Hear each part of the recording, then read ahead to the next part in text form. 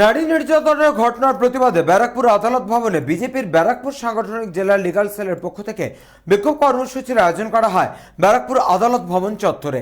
সংবাদ মাধ্যমের মুখোমুখি হয়ে বিজেপির ব্যারাকপুর সাংগঠনিক জেলা লিগ্যাল সেলের সভাপতি প্রদীপ কুমার সোম ঠিক কি বললেন শোনাবো আপনাদের।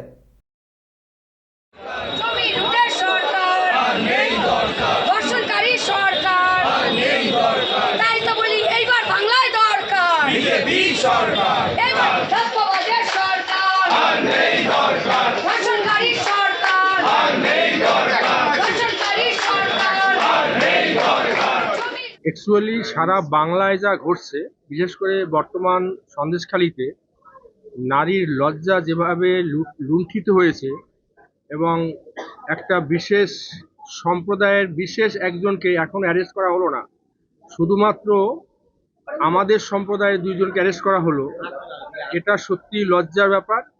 আর ওখানকার মেয়েরা যা বলছে, মা বোনরা যা বলছে, সেটা আপনারাও শুনছেন যে কিভাবে তাদের উপরে তাদের জমি কেড়ে নেওয়া হয়েছে, তাদের রাতে ডেকে গিয়ে তাদের নিয়ে কিভাবে ফুর্তি হয়েছে, মানুষকে কাজ করে তাদের টাকা দেওয়া হয়নি।